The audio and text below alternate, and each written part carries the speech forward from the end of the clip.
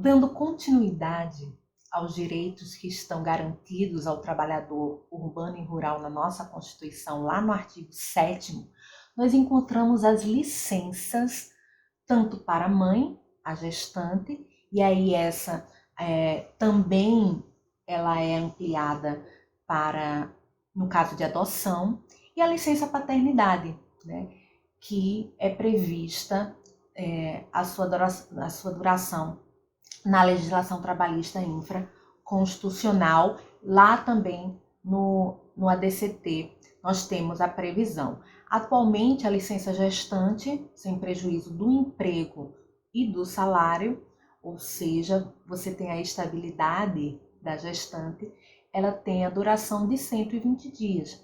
Mas nós sabemos que as empresas com responsabilidade social, né, as empresas cidadãs, né, podem fazer a adoção de uma política e conceder o prazo de 180 dias para a licença gestante. E outra observação, em relação ao prazo da licença, no caso de adoção, ela se dá em razão da idade do adotando, né?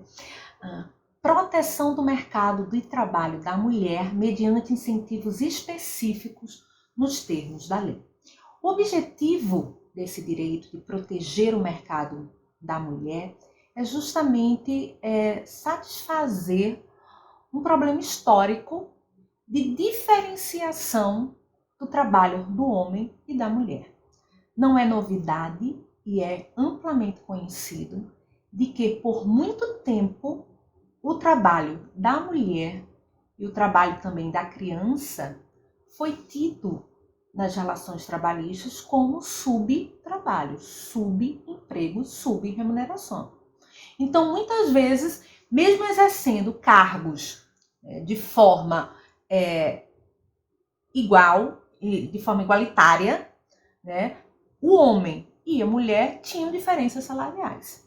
Sem contar, em razão da própria natureza feminina, de engravidar, de ter período menstrual, de ter todos as alterações e a própria tipo de composição física diferenciada, muitas vezes, né, existe uma predileção ao trabalho masculino em detrimento do trabalho feminino. Então, o Constituinte, ele trouxe que existe sim, né, a necessidade de se proteger o mercado de trabalho da mulher, e isso se dá na atuação de políticas de enfrentamento à discriminação, de promoção de empregos e de igualdade salarial, dentre outros, né? Aviso prévio proporcional ao tempo de serviço, sendo no mínimo de 30 dias nos termos da lei.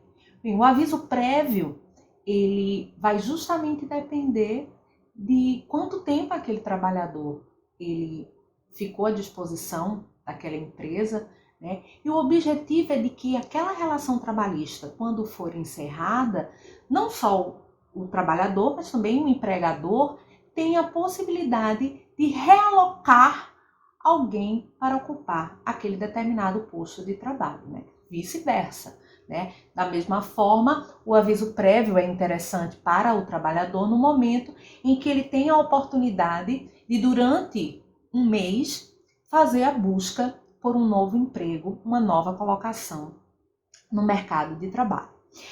Outra preocupação em relação como direito do trabalhador é o ambiente de trabalho, né? E a preocupação do Constituinte, ele vem justamente em tentar reduzir os riscos inerentes ao trabalho por meio de normas de saúde, higiene e segurança. Então, a necessidade de realização periódica de exames, ou de exames demissionais e admissionais, todos eles são formas de se tentar reduzir, né, que o impacto que o trabalho vai gerar na vida daquele trabalhador, né? Então, não somente o uso de equipamento, mas de dar toda a estrutura, né? No momento de pandemia, agora os caixas de supermercado foram colocados aquelas proteções PVC, que o objetivo é justamente, já que tem a necessidade, né, de continuação da prestação daquele serviço, que haja a colocação para que reduza ou tente minimizar o máximo possível para salvaguardar a saúde daquele trabalhador. Mas é certo de que existem determinadas atividades laborais que, pela sua própria natureza, elas são consideradas penosas, insalubres ou até mesmo perigosas, né? E aí também foi garantido ao trabalhador um adicional de remuneração para essas atividades. Então, o legislador entendeu de que, olha, não é que não pode haver atividades penosas, não pode ter atividades insalubres ou não pode haver atividades perigosas. Pode, mas aqueles que irão exercer essa atividade vão ganhar um plus, vão ganhar um valor adicional, né, para a realização delas. E a aposentadoria? A aposentadoria também é um direito previsto como direito e garantia individual e, portanto, cláusula pétrea, conforme o artigo 7º, inciso 24 da nossa Constituição. Além disso, nós temos assistência gratuita aos filhos e aos dependentes desde o nascimento até os 5 anos de idade em creches e pré-escola. E é importante, porque nosso sistema educacional, vocês podem perceber de que a obrigatoriedade do pai mandar o filho para a escola é a partir dos 6 anos de idade. Mas se do nascimento até os 5, como é que o pai ou a mãe vai trabalhar se não tem aonde deixar a criança? E a gente viu que é direito social não só proteção à maternidade, mas também proteção à infância. E essa regra, né, de assistência gratuita aos filhos e dependentes desde o nascimento até os 5 anos de idade em creches e pré-escola também é um direito das crianças e não só dos pais. Então, pouco importa se até o pai está com trabalho ou não. É direito também da criança de ter, né, assistência gratuita, né, em creches e pré-escolas, né? E aí nós sabemos que o objetivo também é não só de ter um acompanhamento pedagógico, mas também um acompanhamento médico, odontológico, social daquela criança. Bem, também a nossa Constituição traz como direito o reconhecimento das convenções e acordos coletivos de trabalho.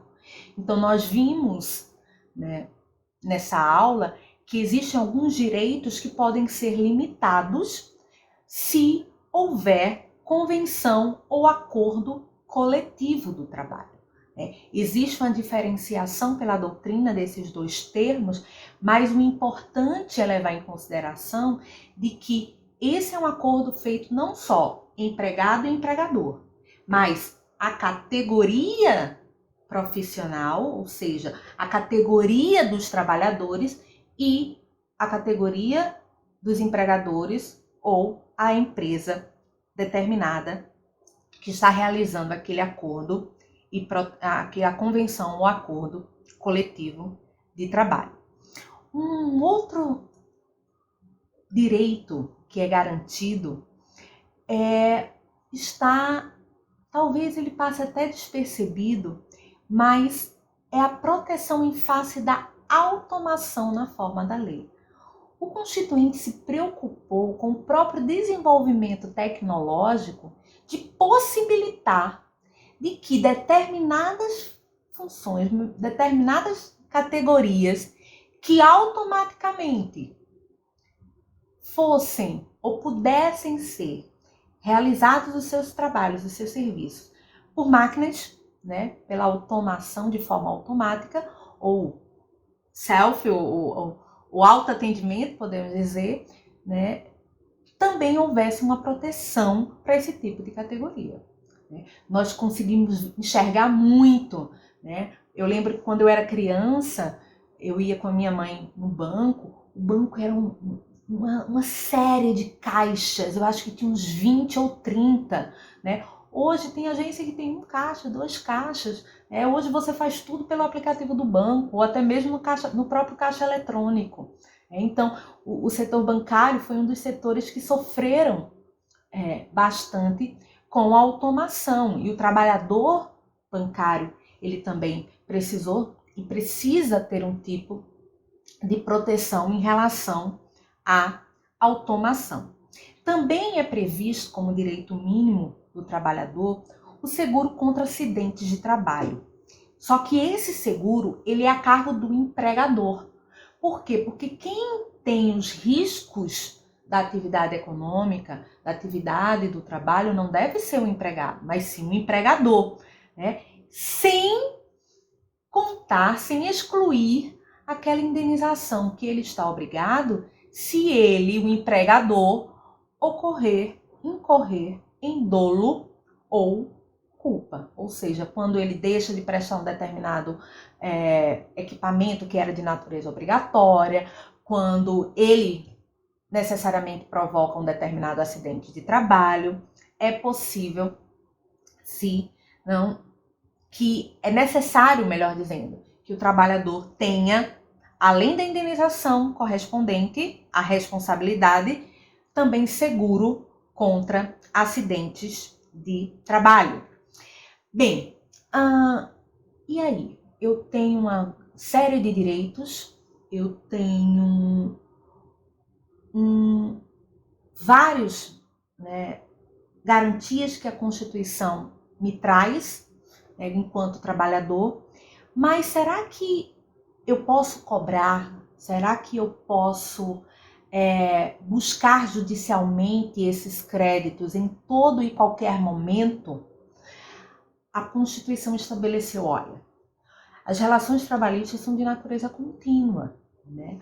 O tempo passa, o tempo voa, mas os direitos não continuam numa boa, não. Existe a necessidade de observar lapsos temporais para que haja garantia e a busca desses direitos quando se tratar de ações de natureza trabalhista. Então, foi garantido ao trabalhador ação, no caso dos créditos tributários, melhor, dos créditos trabalhistas, quanto aos créditos resultantes das relações trabalhistas, das relações de trabalho, e tem o prazo prescricional de 5 anos, tanto para trabalhadores rurais quanto para trabalhadores urbanos. E os últimos 5 anos você vai poder, sim, cobrar aqueles créditos, e eu vou poder entrar com ação até quando? Até 2 anos após a extinção do contrato de trabalho. Priscila, será que eu posso entrar com uma ação durante o meu contrato de trabalho?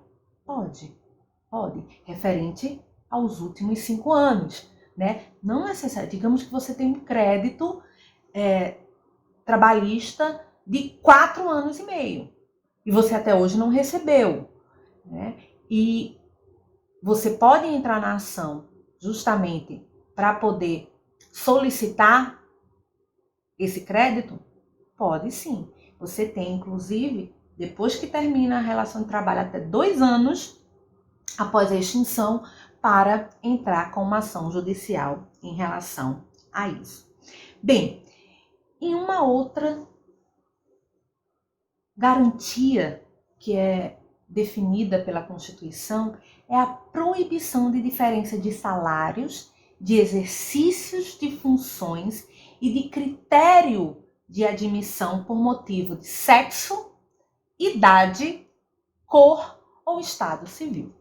E aí a gente relaciona, com não somente um dos objetivos da República Federativa no Brasil, de promover uma sociedade justa, igualitária, sem discriminação, também quando se trata de relações trabalhistas.